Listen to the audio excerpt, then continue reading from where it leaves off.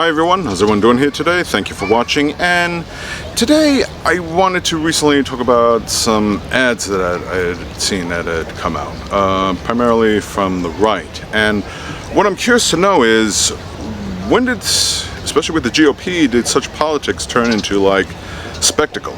When did it become more like, I don't know, like watching professional wrestling, you know, some of those events? They're pretty intense, they're pretty cool, but is that really the image that you want to convey? Because in the end, to me, it's just mostly a lot of show. It is spectacle.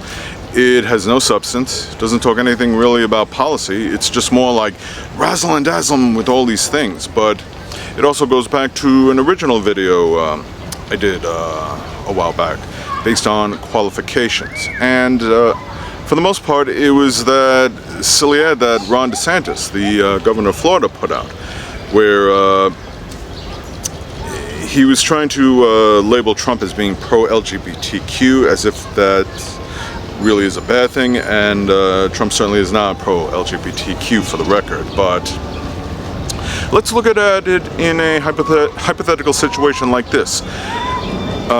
Let's say I'm the director of a senior center, you know, a nursing home, and I'm looking for some new help, particularly an aide, and I want somebody with little experience and somebody that kind of understands the job. Now, in one instance, we get Ron DeSantis, where he comes in and he shows me this video of him in this like cosplay as Tom Cruise from Top Gun, inserted with some footage from other films which obviously had no participation in, like American Psycho with Christian Bale. Okay, that I guess tells me something. You know, bodybuilders, you know, in full oil gleaming fashion, Brad Pitt from Troy, and some other footage.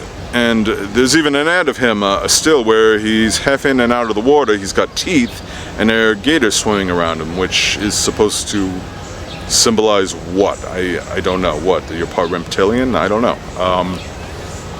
I'd be a little confused. I'd look at it. I'd be like, okay, it's some interesting footage, especially the Top Gov one. I mean, you're not a pilot. You never have been, to my knowledge.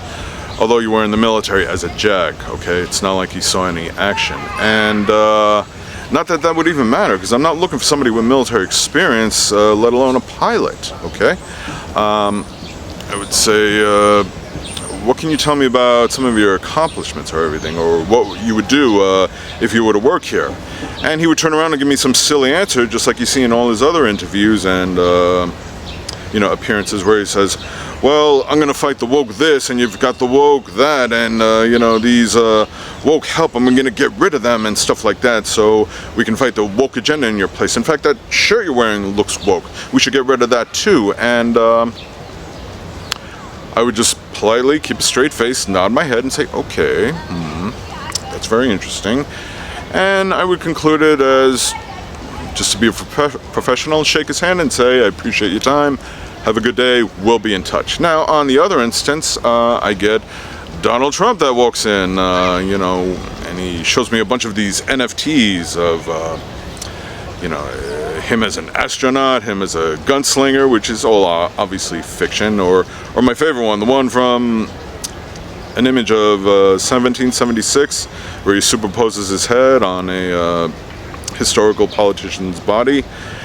And there's also a flag of him as Rambo and everything, you know, even though he does not clearly have that physique. And he's trying to cast himself as like he's some kind of warrior, but he's not. And in fact, when it came to enlisting in the military, he had a little issue with his bone spurs.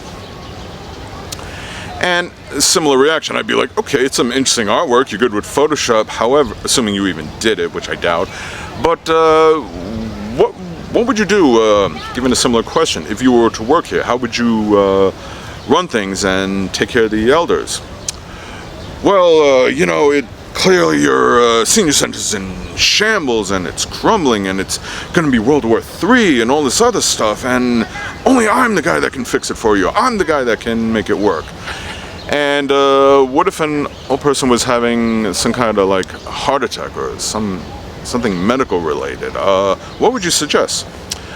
Well, I hear if you inject yourself with disinfectant or put light in the body, I think that might help. Really? You think that would help? Based on what medical oh, he doesn't have a medical degree. Based on what sources? I would love to hear that answer. Oh, and on top of that, you seem to be involved in a number of investigations, like handling documents, and you were recently found liable for sexual assault, not to mention some other charges as well. No doubt I'm not going to get an ounce of truth out of the guy. And again, to which I would just conclude the interview in the same way. Shake hands, be a professional, and say, I appreciate your time, thank you, have a nice day. And as soon as they leave, this is their resumes, and this is the sound of me dropping them in the shredder. Because these two people are morons, they are clowns, they have no idea what they're doing, they don't know how to govern. They shouldn't be a government of any state, let alone running the president, running the entire country as president of the United States. I mean, really?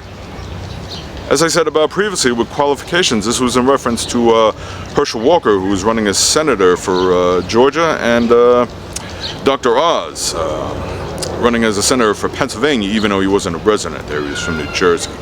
Because Herschel Walker is just so intelligent, and he knows so much about policy that he would have done so well to help the American people.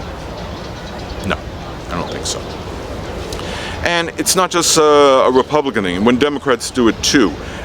This wasn't something that Biden did, but when you see like the images of Dark Brandon, where they show Joe with these glowing eyes and his pulsating energy coming out, yeah, it's some pretty cool artwork, but it doesn't really depict his image. These are all just like false narratives. These are just false imageries of making it, these people trying to seem like they're some type of tremendous leaders that we should all aspire to, or that we would want in charge. When I would focus on like DeSantis, for example, Florida, as I've talked about in the past, their economy is not doing so good.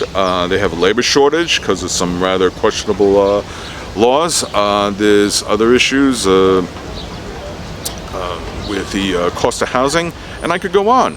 And on Donald Trump, he did not have the best economy. It kind of went downhill, you know, because of his response to COVID, where a lot of lives could have been saved, but instead, you know, giving contradicting advice from doctors and failed responses like masking and social distancing, all that other stuff, it became a total debacle, okay? Now I can look at Biden and give a list of other accomplishments, like the CHIPS Act, like infrastructure, like expanding healthcare, but some of you don't care about that stuff. Because again, it's like, I hate one, but I love the image of this other one. He makes me feel good. I don't want to feel good. I want results. That's what I want. I don't want to go to a rally and make it feel like I'm at a wrestling event. I want to go there to a rally and hear what he has to say and be able to look at accomplishments. That's not just a Joe Biden or a DeSantis or a Trump thing. That's with any politician. When I see a lot more spectacle and a lot more like all this jazzed up flair and imagery, which is, you know, designed to entertain, in the end, I don't want entertainment. I want somebody to do the job. Is it exciting? No, it's not intended to be. I guess I get the understanding that they want to put up some kind of an image, you know, to make them seem more appealing. But in the end, it boils down to, is the person going to be able to do the job? Okay? As far as DeSantis and Trump are concerned, the answer is clearly no. Support them all you want. Vote for them if you have to, depending on who gets the nomination in 2024. But truth be told, they cannot do the job. I'm not interested in spectacle or clowns. I'm interested in politicians that are going to do the work. And I know some of you are going to pivot to the Biden crime family or everything. You know what? If you got a better Republican that has qualifications, that can do the job better than Joe Biden, and you have a track record to prove it, I'd be willing to give it some consideration. But I know, you know, some are just going to turn around and say I have Trump derangement syndrome. No, I have intelligence. You know, you're playing double standards. No, I'm not into all the whole image thing, okay? Yeah, it's pretty cool to see and it entertains.